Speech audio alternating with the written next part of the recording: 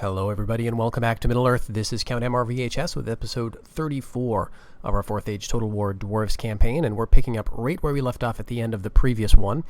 We are getting our forces back to our home territory in Tham, and I am going to see if we can make something happen up around Fennis Rim.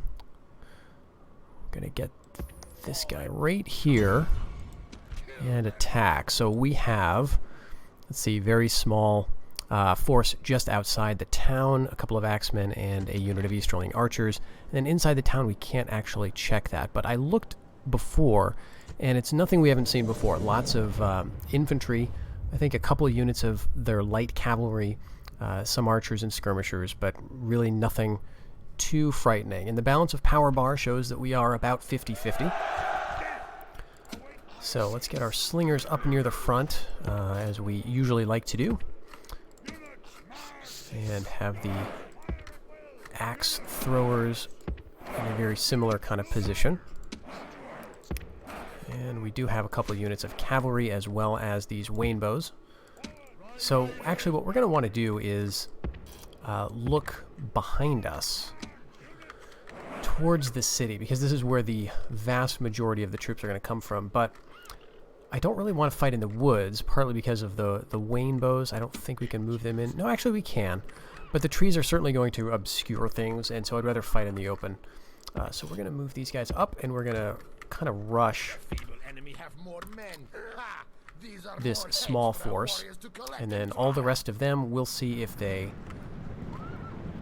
we'll see if the garrison army actually comes over to fight us. Sometimes what happens is they realize there's not much hope, and so they will either just hang out by the edge and withdraw when things look bad, or just retreat altogether.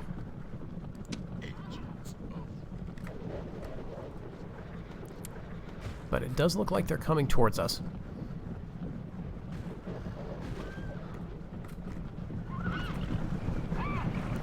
Alright, routed those first axemen. And we do want to clear them all out. We don't have the settlement under siege, so of course, if there's room for them, they will retreat back into the city. But now what we have to do is see if we can clear out those archers. We can actually target them with the slings, so let's do that.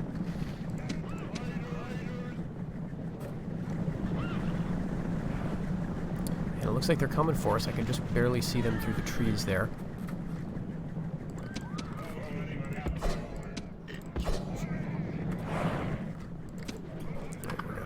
Halt them, because as we approach the archers, there we go. We don't want the slings firing at them. All right, just halt those slingers. But you know what? Let's actually turn everybody.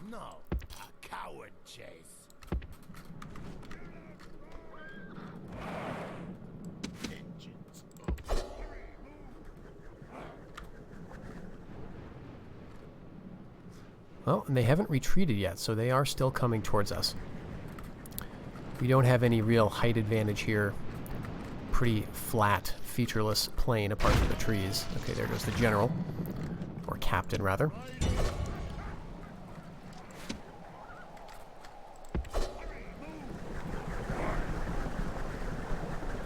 They do have some calves, so I'm going to have to watch out. So I'll pull them back from the tree line just so I don't lose track of them.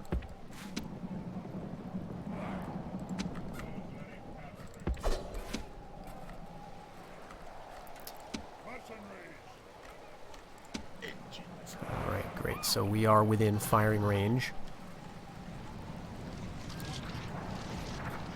Looks like a couple units of Eastland Raiders. Maybe some more on the other side, I'm not sure.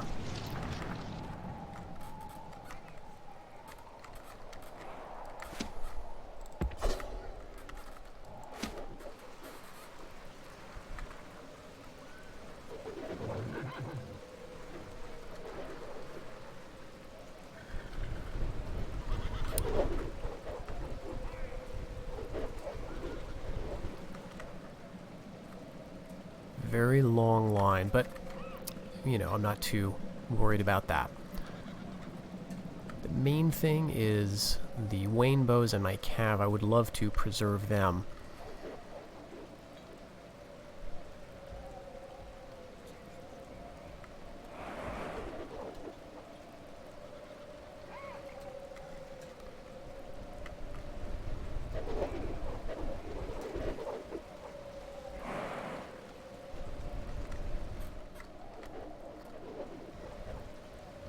Ah, there are some more cavalry units on that wing.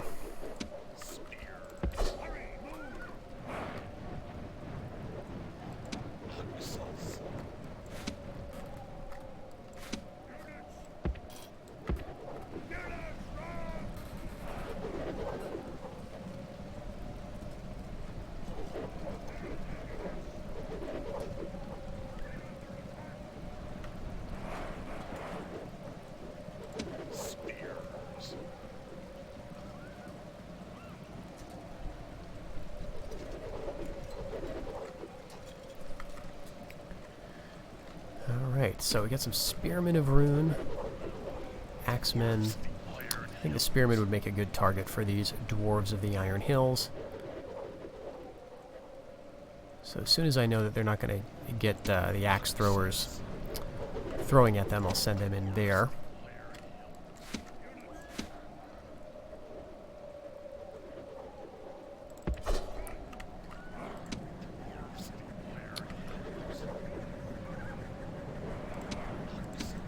And they're kind of staying back, or staying just out of range. Okay, here comes the cav. Send in my own riders. There's another unit of Eastland Raiders, so we're going to have to protect these guys. Alright, routed pretty much immediately. But he's still alive. Let's make sure we can escort him off the field with the cav. Alright. Very, very quick. Oh, shoot.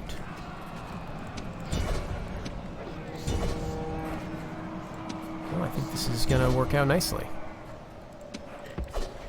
Let's get the Waynes over there to maybe cause some fear among these troops, but Durin's Guard is holding that blob. Alright, we do have some Easterling archers that are going to be annoying. I can pull back the riders because I don't need them chasing the general anymore. And he can, let's see, we'll hit the skirmishers there.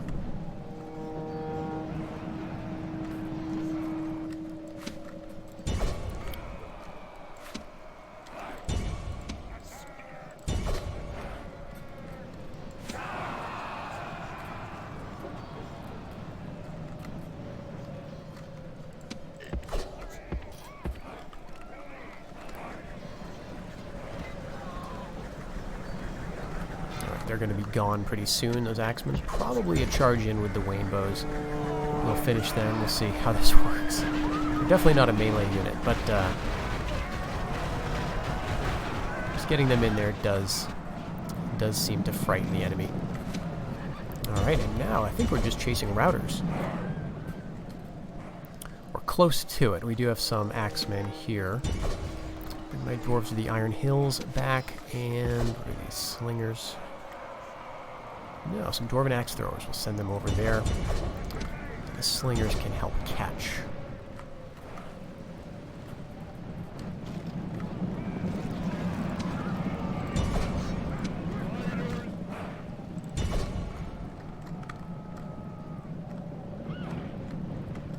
Alright, I suspect pretty soon we're going to get the notification. Yeah, let's continue.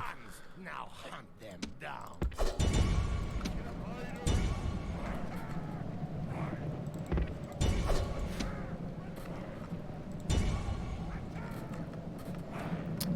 Make sure we get all of them, and I think that's it. Alright, so we lost 50, and I would say we probably killed enough to take the settlement. Let's see if that's the case. The other question in my mind is whether we have the movement points to actually get over there.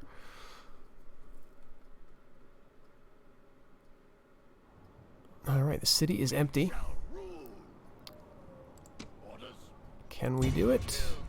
Yes, we can. Nice. Just enough movement points. Okay, we're going to lay Desolate here. And we've got Fennis Rim. This is great news. So we're going to tear down these hosting halls, tear down the brawling contests. Fishmongers, that's very nice. That's going to... this is the first step on to a... another industry building that's going to actually increase growth in the province. So if we can upgrade this, once we get to the major province level, we'll be seeing increased population growth, so lower the taxes until then. We don't need the military policy, so we can get rid of that. And Execution Square does nothing for us. But the Herbalist we will definitely want to keep. Alright. So, question, do we want to destroy the Homeland Dominion and begin working on our own? And I think we can. I think we can afford it because we don't have any settlements that are looking bad in terms of public order. So we can definitely risk that. So let's get rid of that Homeland Dominion and see how things look. Not even that bad. Tham is blue. That's fine. Very cheap. Wow, 640. Okay, well, he's a master Dwarven Stonewright. That's part of it. He's also an inspired governor. Okay, great. So we have Fennis Rim. We need to hold it. I'm going to go ahead and... we don't have any agents we can recruit here, but we'll get the scout inside there to make sure we don't have any enemy spies causing trouble. And let's grab another hireling spear unit over here. And we can also reach our own territory, I think, with these reinforcements. Yeah, we're going to just get inside our territory. So we made it. Bury from way up here, the Grey Mountains, I think. And his reinforcements have finally arrived down to the arid Rhun region. So we're going to be able to support Nereg Zagil. And maybe that will allow us to, well, who knows? We've at least got some extra Dwarven units around here in case Rovanian starts trouble. And even if they don't, it might be good to leave one, like maybe just these Dwarven axes, just to give us a bit more insurance in case we're attacked here before the population can increase. And so far we do have an empty Baraz Doom. Let's see, we got 402 population. So one thing that I was told, which is a great idea, is I could, if I get a unit over here, just disband it. As soon as I get it into the province, which is the Iron Hills province, and the border, hard to see, is right here. So if I get this unit over here, I can just disband it here. And then I will have however many dwarves are in this unit, 51. And that'll allow me to train something in the Iron Hills. So I think I will do that. Well, we'll see. If there is an enemy that looks like they're approaching, maybe I'll do that. Maybe I will just hold on and wait. So let's go with exchange houses here. Oh, one thing I wanted to point out, and it does involve Nereg Zagil. So I hadn't really been tracking this because for me, Nereg Zagil is the Wainbow province, and that's what I use it for exclusively. But it is worth pointing out that if you were to turn this into a mannish population, you would get all of these very nice hirelings, and in fact, it might be worth it. It might be the better option to do that. Of course, this means you could never again train Wainbows, but honestly, that's probably better to go this route. You've got, of course, your hireling spears and your hireling guards, which you're always going to get in mannish provinces, but you also get a couple of cav units. So hireling Rovanian riders, which are just very light lance-armed cavalry, very useful for the dwarves, as we know. Rovanian bowmen, so some light archers, also good. You also get slingers, so a couple of different ranged options. The bowmen are going to be, let's see, I guess they've got the same range. Bowmen are a bit more expensive in terms of upkeep, and let's see, a bit worse in terms of missile attack. I'd probably go with slingers most of the time because of that, but these guys, let's see, they can hide in long grass, combat bonus in the woods. So I guess if you're fighting in the woods, you'd go with these guys potentially. Let's see, 50 men versus 60. So yeah, I'd probably go with slingers for ranged troops, although they do have their own problems given that their projectiles don't arc in flight. And then you also get, at the higher level here, hireling hearth troops, which are very well armored mannish unit with throwing axes, as well as, I believe, also axes for melee. No, they have swords for melee use. So throwing axes pictured here, and then a sword is probably, this is the sword belt just sticking out of the shield there. So this is actually a great unit to get. And if you thought the Rovanian riders were too light, you could go for hireling riders, which are a heavier kind of unit. So you can see the defense is better, and the charge and attack are better. So this is a really tempting province to turn into a mannish one, which I could do by building Eastern Wilderland, but I can't bring myself to do it. Kicking those dwarves out just seems sad. But I would you would also enjoy higher population growth, so you wouldn't have to wait around so long to train stuff. So there are some definite advantages to going that route. Let's see here. I think probably we've done everything we want to do this turn in terms of building. We're working on the Dwarven Weaponsmiths. I mean, we do have a bunch of extra cash now, but I just don't know that there's much that we want to spend it on. I guess we could go for something like city development here. A way station isn't going to give us anything extra in terms of recruitment in Rivendell. Let's see. Could go for the major province in Lastbridge, or, you know, carpentry work gangs might be kind of cool. But I think population is the bigger concern here, because we do have some good units we can train, some archers and some riders. So I want to get those online, and we won't be able to train these guys or those horse units in any place else. So to do that, we're going to want to increase the population growth, and I think that's the quickest way to do that will be the healer. So it's going to cost us some upkeep, but only 40 per turn. And because we're losing that, we're going to lose a little bit of mismanagement as well, so it's more like 30 or so. But let's do that, and still got 8,000 to play with. Let's go with a way station in Ettendale, and then we will end the turn. We are besieging Dunhold, so may be able to assault that next turn unless we're attacked this turn. Alright, nothing happening yet. So, a suitable husband, inept governor, poor commander. I'm not sure how suitable he is. So the garrison commander, so the betrothed is Imd. Let's check that out.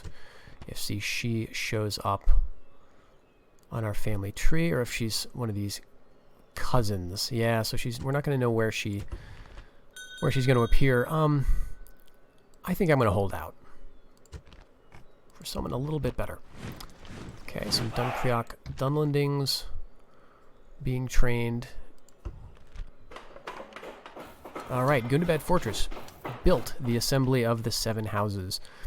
So that should have increased our trade income everywhere. It's kind of hard to measure that. I forgot to look at any building that had trade. But looking at our income, trade tariffs, 34,000.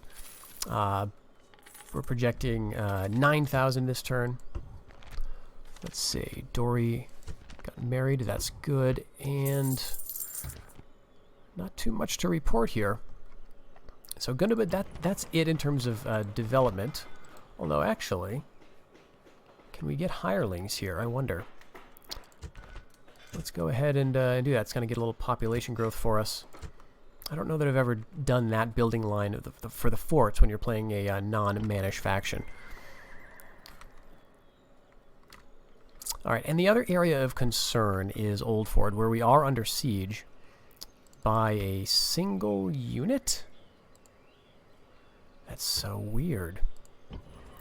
So this was a full stack that had us under siege last turn. And this is our oh, that's right. It was the heir or a king or something like that who went through either Gundabad or the High Pass Stronghold to come down here when the Bjornings attacked us. And so we were able to take Old Ford and then get besieged here just before we could finish our Outland Dominion building. And so last turn I thought about sallying out, but the problem is we've got these siege ballistas that we couldn't get through the gates.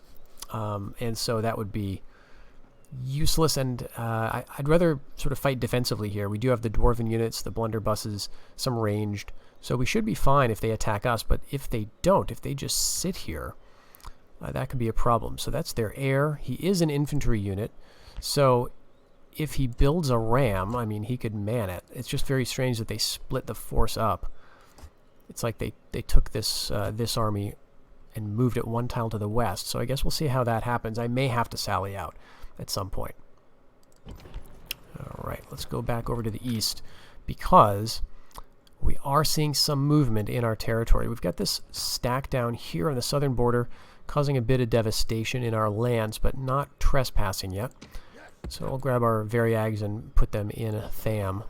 Otherwise, this, let's see, Lore of the Tribe of the Wain, he's just heading north, probably to join with this army besieging Raycoast. I'm thinking Raycoast is going to be fine. Maybe not. They've got a lot of archers. But then I think they do outnumber this force. So I'm hoping the rebels can hold out for a little while just for me to get started on building here. And then I can, move around to answer threats as necessary. So let's bring this army down here and let's see. Yeah, let's throw the Dwarven axes in Nerrig Zagil, and then I want to keep moving, I think.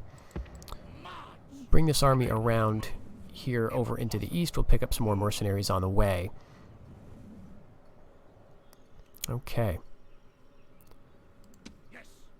And so far, no encroachment on our territory, so I think we'll be able to get these long axes there just fine. And we'll bring over the axe throwers too, just to be safe.